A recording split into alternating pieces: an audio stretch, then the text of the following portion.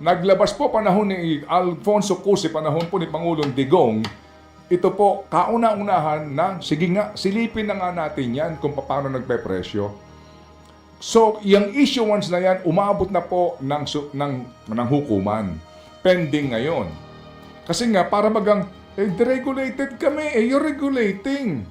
Hindi pa pwedeng hybrid. Kasi, di gawin natin ngayon, ang provision na yan, gawin mo ng batas. So meaning, mag-hybrid ka na o kaya, sabi nga ng Tito Sen, bumalik ka doon sa old regime na talagang ito'y regulated. Hindi po yung, di ba, nung una, nung panahon ng pandemya, na-shock tayo, 76 per liter ang diesel. Hello! Nangyari na po sa atin sa kasaysayan po ng ating petrolyo, ha? Pandemic time, nag-76, lahat tayo nagulat. That time po, napag-usapan yung oil deregulation law. Naalala ho ninyo, nakapanayam namin si Congresswoman dyan sa Marikina. Nangako siya that Stella time. Kimbo. Yes, pero nung nawala yung pandemic, nagkalimutan. Oo. So ngayon po, nandito tayo ngayon. At eto ho na naman, binabakbakan tong oil deregulation law, pati DOE. Pagkatapos nito, Pag humupa na ulit. di po ba? Oo. Hindi na ulit pag-uusapan. I mean, with all due respect, di po ba? Po na dumulog po sa hukuman. Anyway, balikan lang natin tong oil deregulation law. Kasi nga, with all due respect, dito po sa ating mga kagalang-galang na mga mambabatas, andali kasi nga din pong manise dito po sa DOE. Hindi sa ipinagtatanggol natin sila, andaling manise na wala kayong ginagawa. Hindi po ba? Na bakit nyo hinahayaan na yung presyo niyan na iniaalok ngayon, ang taas-taas, pero ang kanilang binili na stock ay luma na. Ang tanong nga dito, ano ba ang provision ng batas? Hindi po ba? Mainam po halimbawa, merong provision po dito mga kapatid, no? The DOE shall monitor the refining and manufacturing process, etc., etc. Okay. Ito po. The DOE shall monitor and publish daily international crude oil prices, as well as follow the movements of domestic oil prices, etc. Pero wala po talagang nagsasabi dito kung paano mo ito pepresyuhan. Kung paano po ang magiging presyuhan kasi nga ginawang deregulated yung batas. So fast forward po tayo ngayon. Tinatanong nila, ba't nangyayari ito?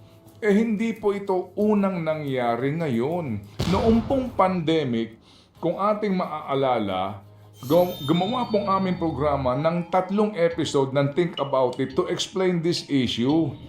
Pati po yung sinasabi ng mga windfall profit na iyan.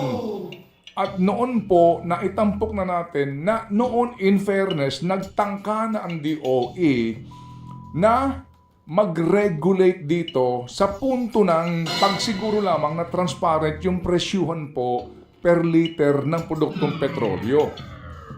At noon mga kapatid, umabot na naman po sa demandahan. And in this case, maaari mong sabihin na hindi lang po executive, kung executive po ang sisisihin, kung hindi po pati ang lehislatura at hudikatura. Kasi ngayon, nanalo na po ang DOE sa RTC. Umabot po na Supreme Court doon sa paano ba hahawakan ng hukuman tong kasong ito. Kasi po, nagsabay-sabay sila ng demandahan. So, kumbaga, dumami nagdemanda kontra po sa memorandum ng DOE sa unbundling per liter ng presyo ng petrolyo. Tumagal and then na-refer back ng Supreme Court at ngayon pending sa Court of Appeals. Nakita po ninyo? Ang tagal na po ito. Ano ba issue po dito? Para mo malaman kung paano pinapresyuhan yan, maging transparent ang mga oil companies na wala actually po sa provision ng oil deregulation law. Kaya nga po ngayon, in fairness naman po, tali din ang kamay ng ng DOE. Yung sinasabi na ipinagtatanggol yung mga oil companies, pwede mong sabihin yun, nang ganun-ganun na lang, sa iyo lamang kutob. Hindi ba? Kasi nga, sinasabi nila na wala kaming control dyan Wala kaming magagawa dyan. Ba't nyo hinahayaan naman na sila ay mag-umento na ngayon na old stock sila. Ang sagot ng DOE lagi dyan, kasi kapag naman sila hindi nag-umento, yung kanilang bibilhin baka mas mahal, so yung kanilang perang kakailanganin mas malaki. Sasabihin naman ng senador, ibig sabihin, taong bayan na nag-aabono doon sa puhunan. Paano naman daw kapag bumaba at hindi sila bumaba din? Nakita mo, di ba, parang anggulo, para bagang, hindi mo maintindihan na, kapag bumaba yung presyo, hindi sila nagbaba, nag-maintain lang sila, ano naman sasabihin mo?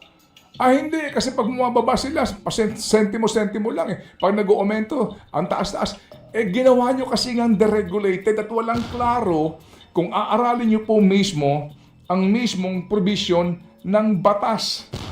Pati nga po sinasabi po, pati po yung pagkakaroon po ng petroleum reserve, yung minimum inventory requirement, mga kapatid.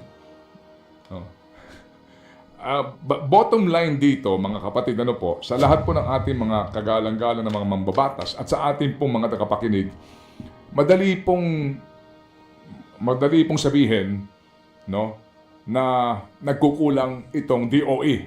Okay. Pero kung nagkukulang sila, ano ang pwede niyong gawin? Di palakasin niyo poder nila.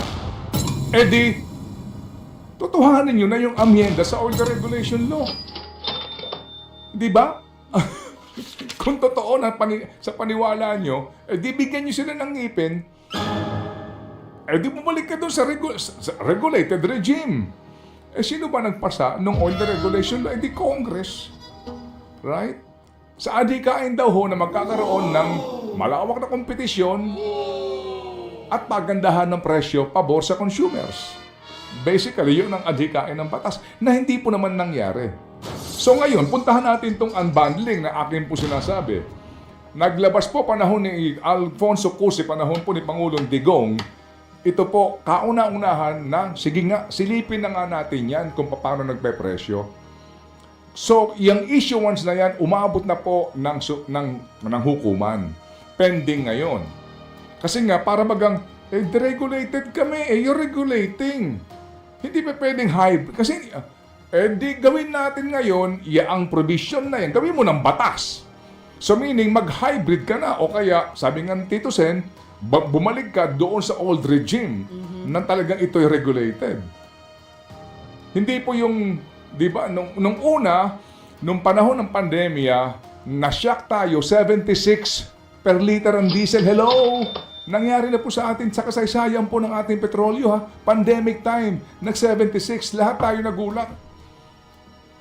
That time po, napag-usapan yung Oil Deregulation Law. Naalala ho ninyo, nakapanayam namin si Congresswoman dyan sa Marikina. Nangako siya that time. Kimbo. Yes, pero nung nawala yung pandemic, nagkalimutan. So ngayon po, nandito tayo ngayon. At eto ho na naman, binabakbakan tong Oil Deregulation Law, pati DOE. Pagkatapos nito, pag humupa na ulit. di po ba? Hindi na ulit pag-uusapan. I mean, with all due respect, di po ba?